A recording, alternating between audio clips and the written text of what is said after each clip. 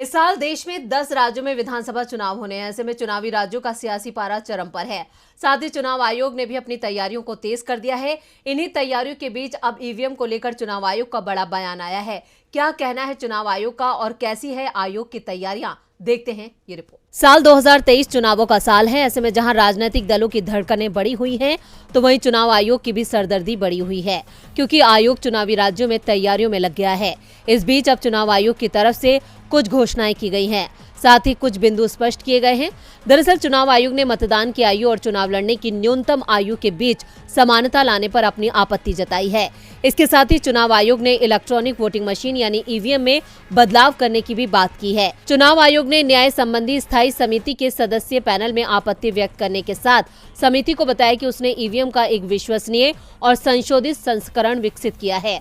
चुनाव आयोग अगले सप्ताह विज्ञान भवन में सभी पार्टियों के सामने इसका प्रेजेंटेशन भी देगा। आपको बता दें कि राजनीतिक दलों की तरफ से ईवीएम में घोटाले के आरोप बार बार लगाए जाते हैं। इन्हीं आरोपों के चलते चुनाव आयोग ने ये कदम उठाया है। इसके साथ ही चुनाव आयोग ने बताया कि संसदीय पैनल ने चुनाव आयोग से पूछा था कि क्या लोकसभा और विधानसभाओं के लिए चुनाव लड़ने की न्यूनतम आयु 24 से घटाकर 21 वर्ष की जा सकती है, जबकि उच्च सदन निकायों के लिए इसे 30 से घटाकर 25 किया जा सकता है।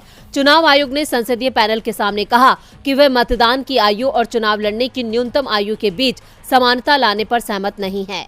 इसके अलावा आयोग के प्रतिनिधि ने पैनल को ये भी बताया, ईवीएम को और ज्यादा भरोसेमंद बनाने के लिए उसने मतदान बढ़ाने के उद्देश्य से 28 दिसंबर को सभी राष्ट्रीय और राज्य राजनीतिक दलों को रिमोट वोटिंग मशीन के बारे में लिखा था, जिसे electronics corporation of India limited ने विकसित किया है। मशीन स्टैंड अलोन होगी और इंटरनेट से कनेक्ट नहीं होगी। इसके जरिए गृह निर्वाचन क्षेत्र के रिटर्निंग ऑफिसर के पास पंजीकरण कराने के बाद प्रवासी मतदाता विभिन्न स्थानों पर विशेष दूरस्थ मतदान केंद्रों पर अपना वोट डालने में सक्षम होंगे। आरवीएम एक समय में 72 निर्वाचन क्षेत्रों को कवर करने में सक्षम होगा। आयोग 16 जनवरी को विज्ञान भवन में होने वाली सर्वदलीय बैठक से पहले इस आरवीएम का प्रेजेंटेशन देगा और बाद में स्थायी समिति के समक्ष भी इसका डेमो दिया जाएगा।